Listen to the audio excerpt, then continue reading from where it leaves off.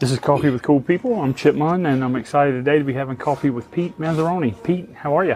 I'm great, Chip. I love the name of this podcast. Oh, yeah? Coffee with Cool People. Well, that is so cool. Well, thank you. I appreciate it. It's interesting. I had somebody from out of town asked me one time what I did for a living, and my answer was I kind of do life with cool people. I don't really know a less complicated answer than that. And so when we were sitting down, Trish and I said, I really want to do a podcast that's personal, just enjoy getting out and seeing people.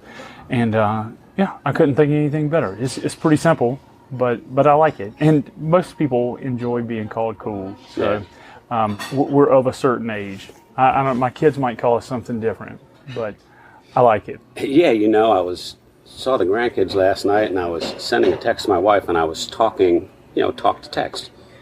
And my daughter-in-law was like, "Oh, you're so old. Nobody talks to text." I'm like, "What do? You use your fingers?" She goes, "Of course." It's hard. I can't even figure out what old is anymore. I just know that every now and then when I have to start moving my phone back and forth, I'm starting to get there. So, I think you're there when you start typing with your index finger. And you're there. Well, I do my best to keep up, and so this is one of the ways that I do it. I have to figure out all this tech stuff to be able to keep up with my kid. My 15-year-old actually took one of these. So one of the things that he does is he'll take these episodes and put them onto YouTube, just the audio.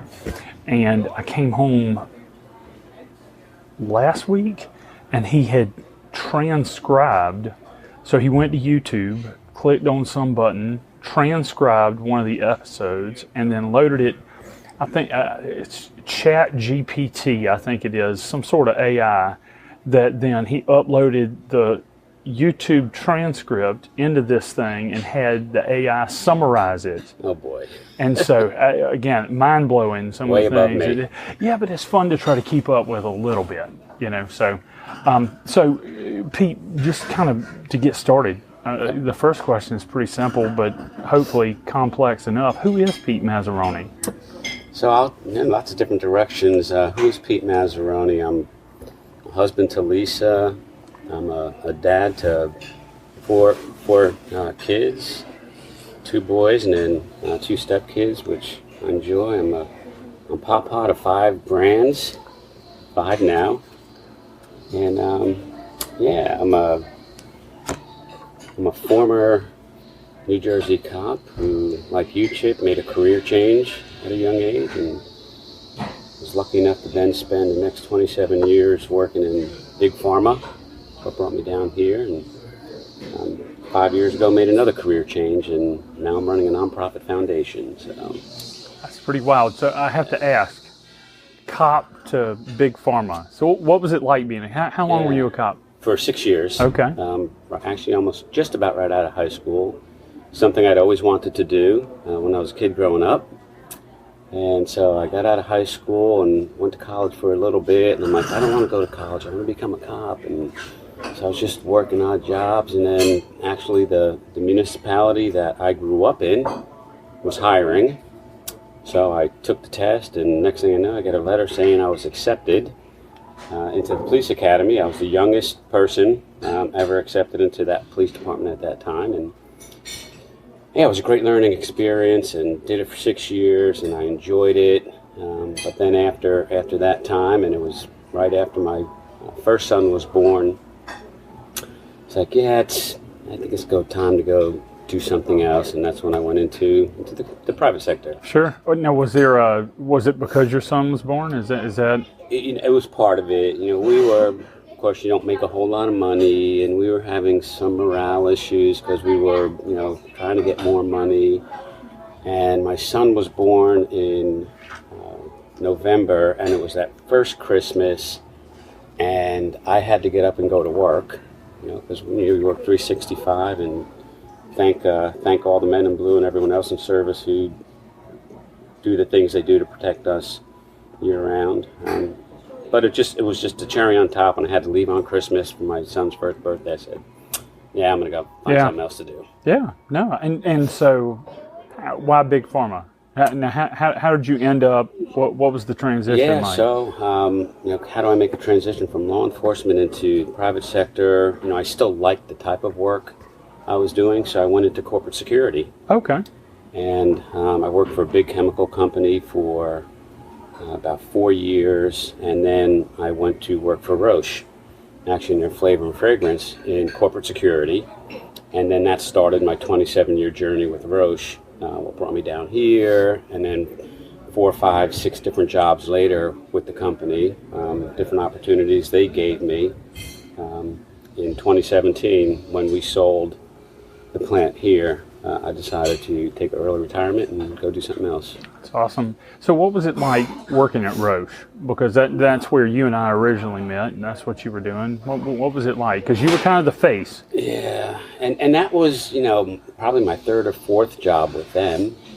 When I started with them, I was doing their corporate security crisis management work, and then I came down here, which that's a whole nother funny story how we wound up coming down here. But I came down here in a similar type role, figured it would be just a couple year assignment to get the plant up and running, and then I would go back and do something else. But this job down here afforded me a bunch of different roles. I was in facilities for a while, and then we had a reorganization, and that's when I wound up doing the external affairs stuff. Sure. And that's where I spent the bulk of my time here in Florence doing all of our community work, communications, government relations, and that's kind of where our paths crossed as well.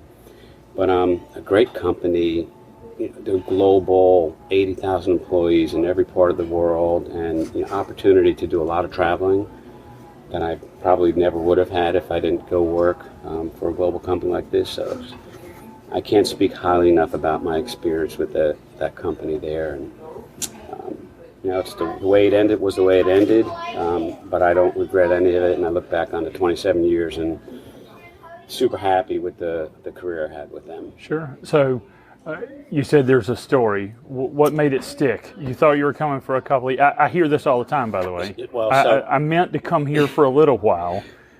I was going back 30-something years, so we're going to go back, let's wind back to about 1994-ish. Group of guys were coming to Myrtle Beach to go play golf. And the first 2 years of the first year, a bunch of us drove down from New Jersey. Mm-hmm. So, drive 10 hours, 11 hours through the night and pull into the parking lot at 7 o'clock in the morning for an 8:15 tee time.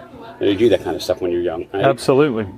And one year, we decided to take the train from central New Jersey to Florence. Right. So now think about Florence, this was 1994, not as much going on down here as there is now. So we had about 6 guys, took the train to Florence. A couple of us got in a cab to the airport to get some cars to come back to get everyone else, and got on to Palmetto here to drive to Myrtle Beach. And on the way, we saw a sign that said future home of Roche, Carolina. Now, I was working with Givaudan, which was their flavor and fragrance division. So I never heard of Roche, Carolina, didn't know what it was. And so I think I'll look into that when I get back. So I got back and made a couple calls, sent a couple emails, and next thing you know, I'm coming down here for an interview. And I interviewed, and probably 3 months before I heard anything. And then I get a call from the head of HR, was Ron Chatham at the time. Sure, absolutely. Ron? Oh, absolutely. And it was probably right around Christmas or Thanksgiving. He calls, says, and we want to offer you the job. I'm like, that's great, Ron. When do I need to be here? He says, you need to be here right after New Year's. So, hustled up. Yeah, basically now. And so, came down here. Like I said, thought it'd be a couple-year assignment. And 20-something years later, Yeah. I figured out the other day, I was born in New York, but grew up in New Jersey. But I've lived in South Carolina as long as I lived anywhere else. Wow. Well, that says a lot. So why'd you stay? Oh, why not? I mean, it's got everything: climate, cost of living, people. Florence was a great place to raise the kids. I really enjoyed my time here in Florence. A great job. And so, yeah, I mean, why not? We were talking earlier, Florence is a great location. It's proximate to so many things. If you want to get out of Florence for a day or for a couple days, you're so close to the beach, the mountains, Charlotte, Atlanta. We had transportation, we got the airport. I mean, it's just a great place to be. It really is. Yeah, it's a crossroads of a lot of things. And again, I don't think that it's been neat for me. My oldest son went off to Clemson, came back, and wasn't sure he was going to come back to Florence. I just kind of expected he'd stay up in the upstate somewhere, and was pleasantly surprised when he wanted to come home. And it makes you look at things differently. When you see young people as mobile as they can be, and even my stepson Christian, who goes to Charleston every other weekend. It really is. And you mentioned before we started about the mountains. Didn't even register to me how quickly we could get there, and it is kind of the sweet spot for me to raise a family. I couldn't imagine raising my kids anywhere different. It was really just a neat place, but also, again, a stone's throw to just about anything else you could really want to do. You mentioned the people. You spent a lot of time here with the people. Yeah, I explain this, Chip, this way. It's a town that's got the small town feel from a people standpoint. You know so many people, and maybe part of it was because the role I had being out in the community, with all the organizations I got to work with representing the company. I got to meet so many people and know so many people. But to me, it still had that small town feel where you can walk into a grocery store, you walk into a restaurant, you walk somewhere, you're going to see somebody you know. And I kind of like that. Not everybody likes that. Sure. People say, when I go to a grocery store, I don't want to see anybody I know. I don't mind doing it. I like seeing people and talking to people. Sure. So it had that small town feel and great people, but it was big enough that you can get whatever you wanted. Right. And if for some reason you couldn't get it in Florence, it wasn't far away to go get. So again, it just kind of like the perfect size at the time for where I was and everything I was doing. So it's just a great place to be. Yeah, one of the things that I've really enjoyed over the last, 20 years at least, since I've been back here professionally, is it's a place that's growing, and so there are plenty of new people coming in. That's one of the things that I appreciate is I like the small town kind of aspect of it, but I also really like meeting new people. And so one of the cool things about the way that Florence has grown is there's always new folks coming in with different, because I find just different experiences. Again, when you get to meet a police officer from up north who's gotten into whatever, or somebody we both know like Jill Lewis, who moved here years ago, and it's just again, I think that the growth that we've had affords a lot of that, and of course new things coming every day. Whether it's the hospital and all the recruiting that they do, or or the new Envision plant coming in a few years. It's just major. It's just awesome. Again, because I think it brings a lot to Florence.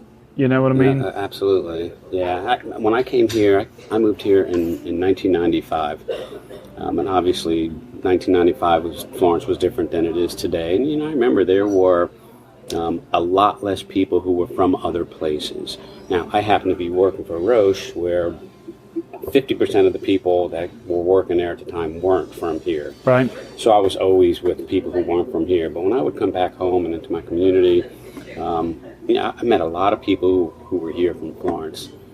Fast forward 20 years later, the majority of people you meet anymore aren't from Florence. Right. They've come here, like you said, with the hospital or with one of the big employers, whether it's Honda or whomever. So, a lot more people who just aren't from here that have chosen to make Florence home. And for good reason. Yeah, well, again, I find it very interesting, the large number of people who come here for work who end up staying and working somewhere different. Yeah. And again, I don't know that, even being from Pamplico, I don't know that 25 years ago that I expected I'd lived in Florence forever. but once you start, once you get plugged in, it'd be hard to leave the people. And again, particularly when you have kids, it's such a neat environment for all of that. What was it like in '95 moving here from somewhere else? Because you mentioned it was different then. Yeah, so... Because you don't talk like us, Pete. So we were staying in the old Ramada Inn up on 52 and 95. Mm-hmm. You know, 'cause there was maybe one hotel. I was going to say, that tells you a lot about where Florence was then. Yeah, exactly. The hotels up by the mall, I don't even know that there were hotels, if any, in 1995. I don't think so. So we were up on 52 and staying at the Ramada, and I'll never forget pulling into the parking lot, and there's a sign on a marquee. It says, "Every Tuesday, pig picking." Nice. My wife says, "Honey, we're home." What in the world is a pig picking? I'm like, no clue. Yeah. I have no clue.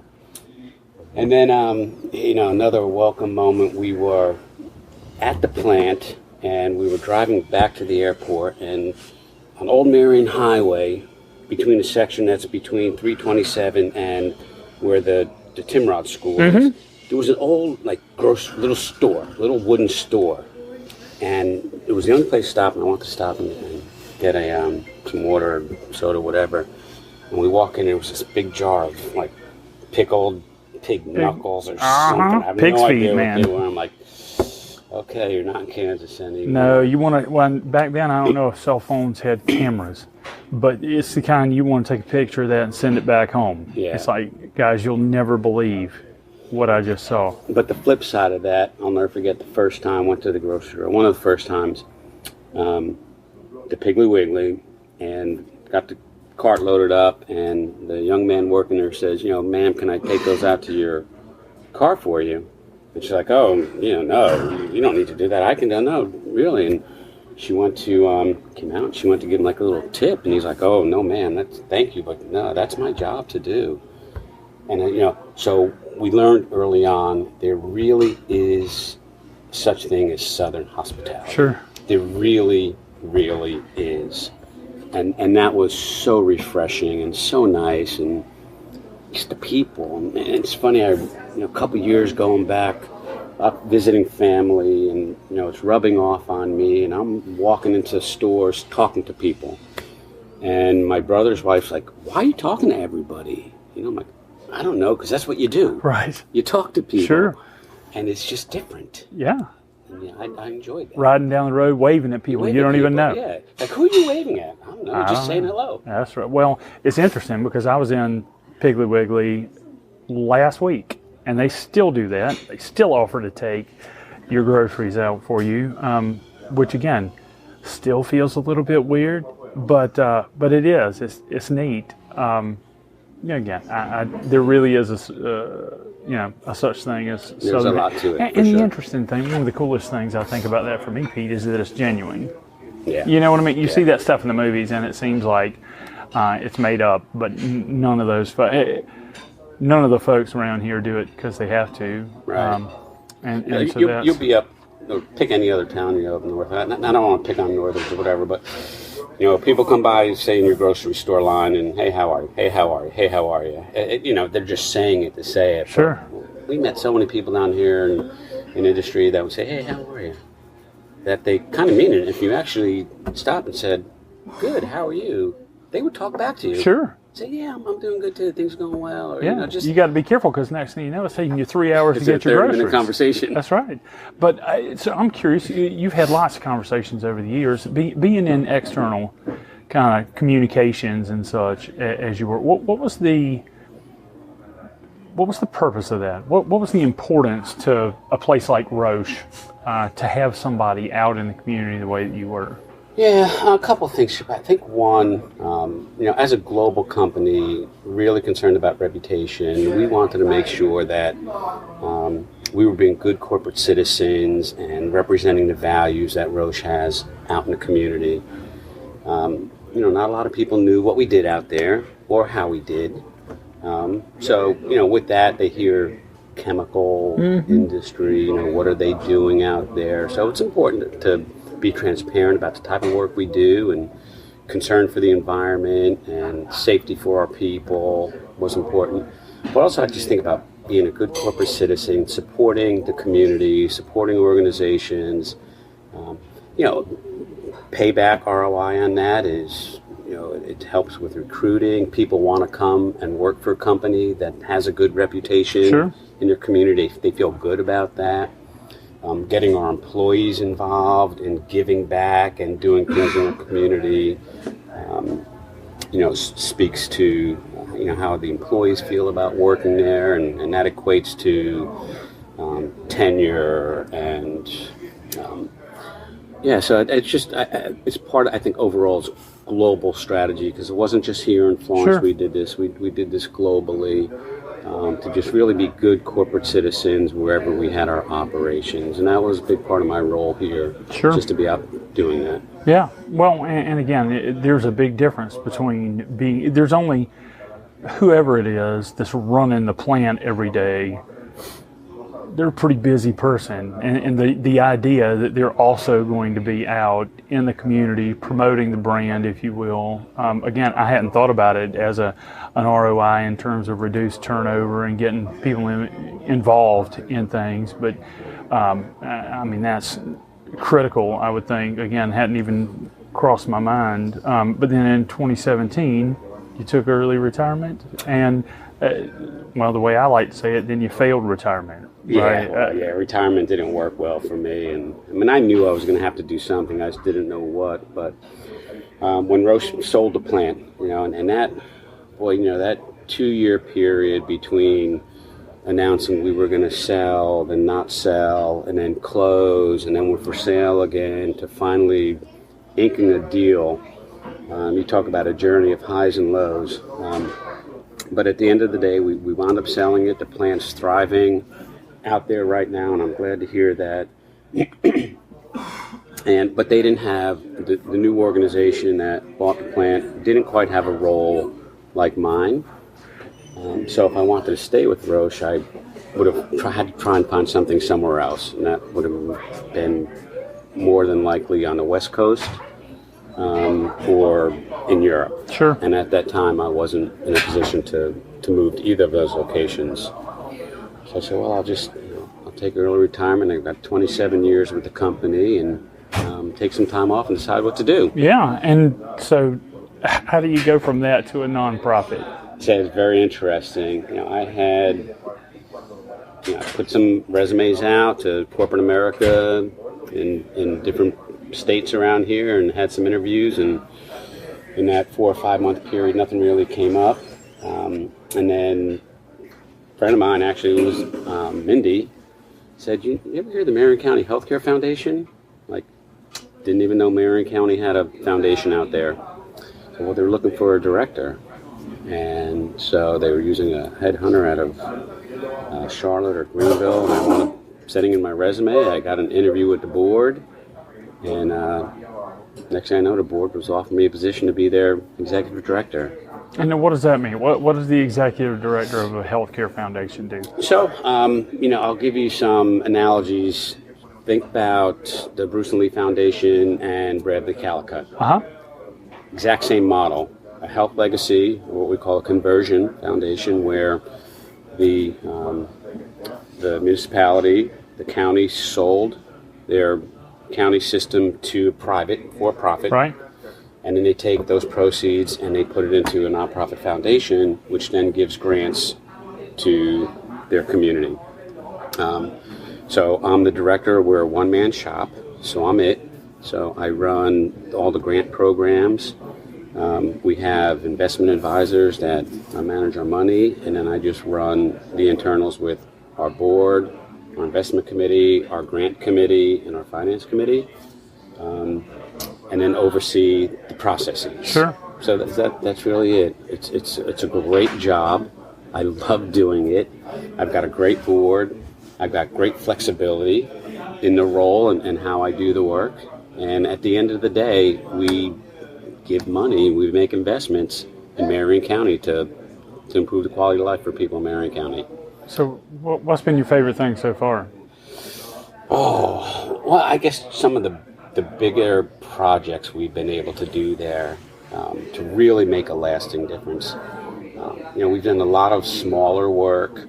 I'm supporting some of the smaller nonprofits, but within the last couple of years, we've just tried to kind of focus on making a real impact. And the analogy I use, instead of spreading out and being a mile wide and an inch deep, how do we go deeper, narrower but deeper, make some bigger impacts, things that are going to last longer times.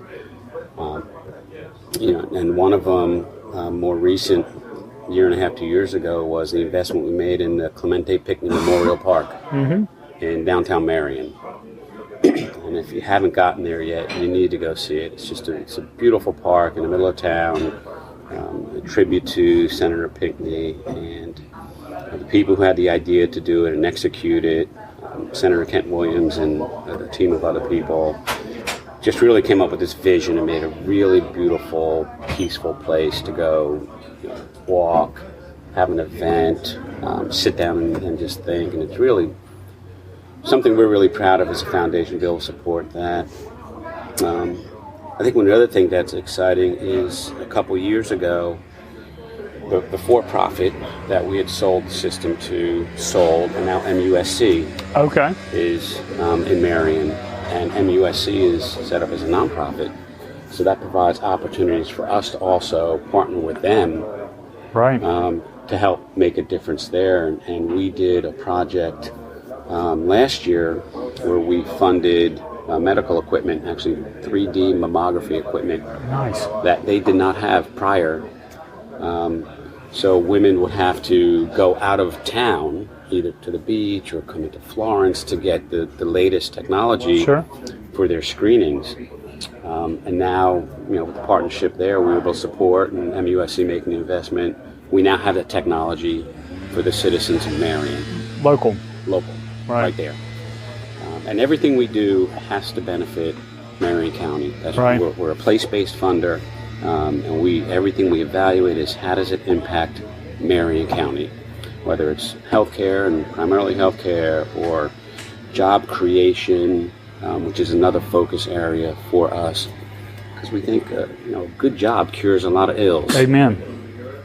So how do we create jobs, and how do we support education and workforce? So that's kind of our big focus areas for our dollars at the foundation, and it's what we consider a medium-sized foundation. It's not the size of a Bruce and Lee, but it's a nice-sized foundation, and we grant out between $1 and $2 million a year over the 10 years or so that we've been in operation there. So it's awesome.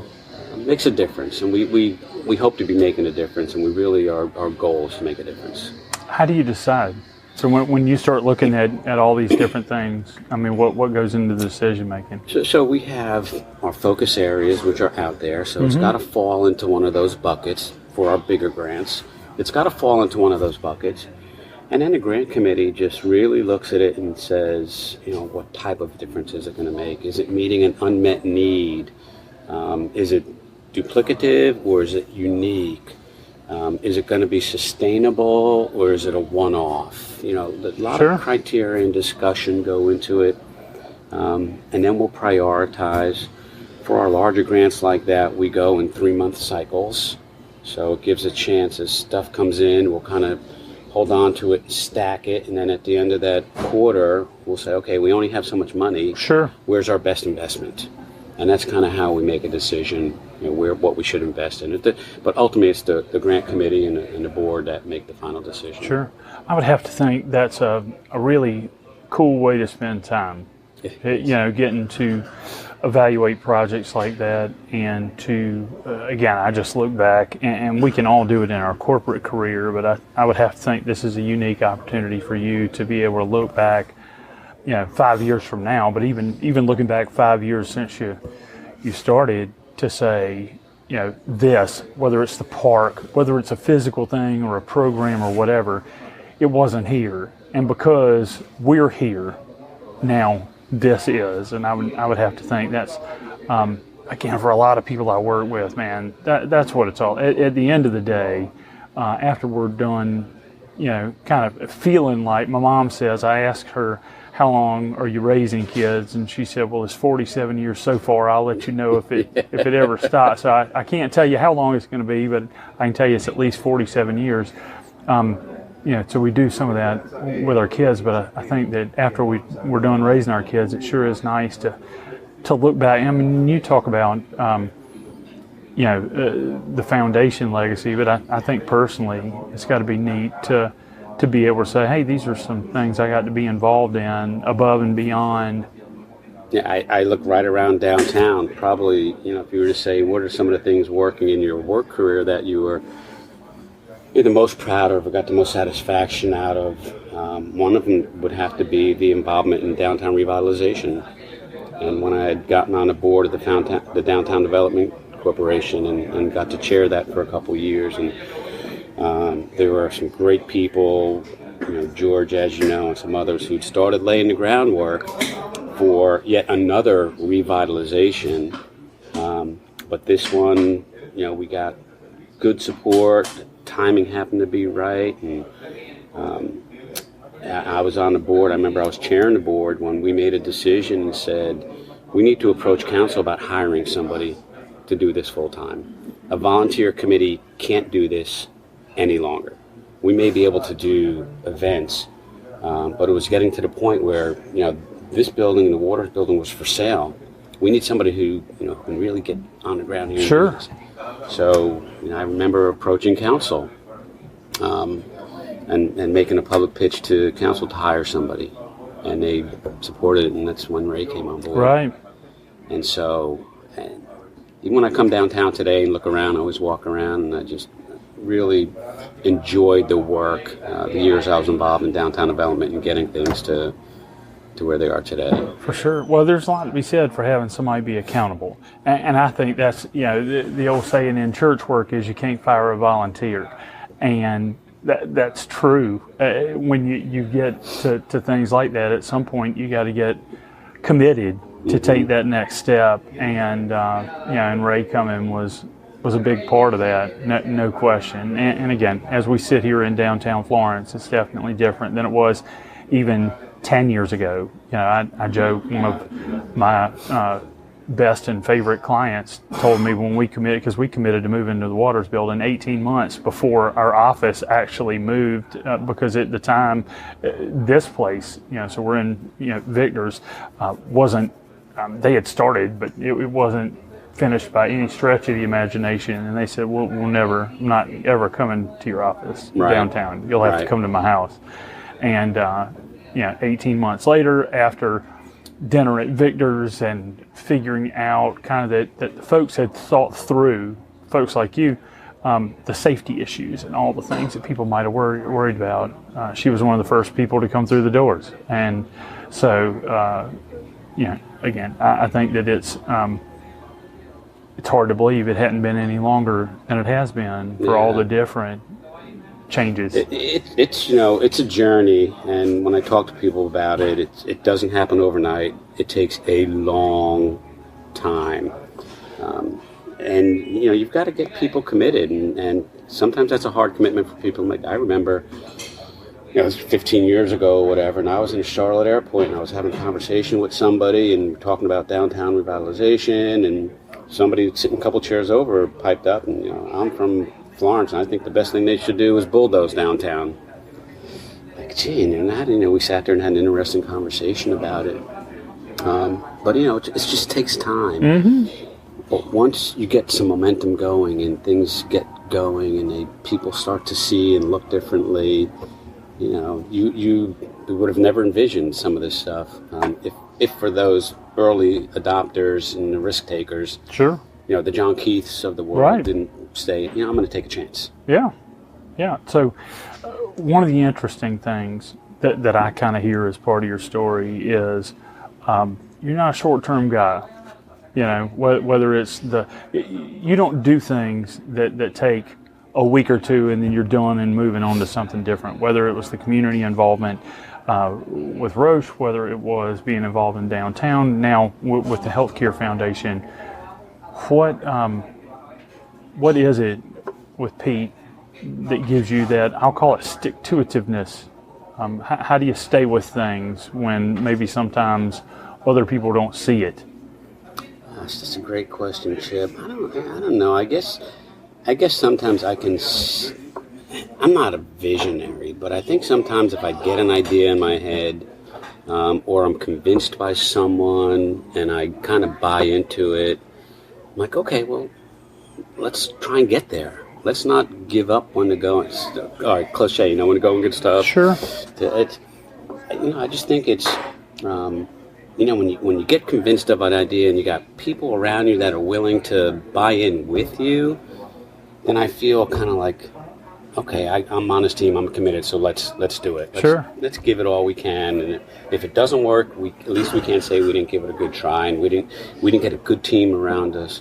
Often in a lot of this work, the conversation was, okay, who else do we need to have with us? Right. Who else? This isn't let's go out and do this. I'm going to go out and do this. It's who else do we need to bring along? What stakeholder can get over that obstacle or turn that key for us, or whatever it is. Who else do we need? Because let's bring as many people as we can to this. That'll help us get to where we need to get. And I just really enjoy that. Yeah, I really enjoy that. I like being part of a team. Yeah, who, not how. Yeah, So again, two more questions. First, going to that, what would it take? Because I imagine we've talked about things that have lasted a long time, and what would it take for you to back out? So what's the other side of that? Because my guess is that we've talked about a few things that were a long time. At what point do you say, "Oh, this isn't what I thought it was going to be," and how do you make that call? Yeah, I can't say it happened a lot, but I know, of course, it happened. I think if something turns out to be not what I thought it was, and it kind of hurts my gut, and I get like the ick feeling about it for whatever reason, maybe what the real intent of the project was, or just got derailed and it's going to be bad, then I would find a way to just say thanks but no thanks. Sure. You guys want to go on, but this isn't for me. Yeah. And I can't say that's happened a lot, but I can say it's happened, and oftentimes it just comes down to gut feeling like, I don't know the way this is going. Yeah, well, sometimes what you thought it was going to be and what it becomes. That's one of the great things about involving lots of people is that you can get lots of buy-in and lots of help and the right people. But every now and then, things can kind of get sidetracked a little bit. So not all things work out all the way that we thought they were going to. Pete, kind of in wrapping up, one of the questions I like to ask, which I've found a lot of fun with over the years, but if you could pick a fictional character that you feel like best represents you, who would it be and why? Gosh, I have no clue. No clue. Best represents me, I don't know. How about who maybe I would want to be? And this is going to be so cliche, but I think it just goes back to when I was a kid, sitting in front of the TV so much, and my favorite TV show was watching Superman. And not to be Superman for superpowers, but like, who wouldn't want to be able to fly? Right. Who would not want to be able to fly? You just jump up and fly. Yeah. It's not so much about being bulletproof or having X-ray vision, but being able to fly. And I guess Superman always usually did good. There may have been some Superman movies where he was a bad guy, but and I don't know. That's just first thing that pops to my head. I'm sure if I thought about it, maybe on my drive later, something more profound would come up. But I'll just stick a pin in Superman. What young man doesn't want to be Superman? Again, call me a young man, Chip. I think that it's I think it's always interesting because again, we identify with things from our youth, and again, whether we thought we were going to work every day trying to be Superman. I think one of the things that struck me when you said that above and beyond was flying was that I feel like Superman always did good. And I mean, what better attribute, flying aside, what better attribute can any of us ask for than to get up every day and try to do good? Yeah, no doubt. Awesome. Great way to wrap it up, Chip. That was awesome. Thanks, man. I appreciate it. I enjoyed it. Thanks, Pete. Thanks so much. I really appreciate it. Me too.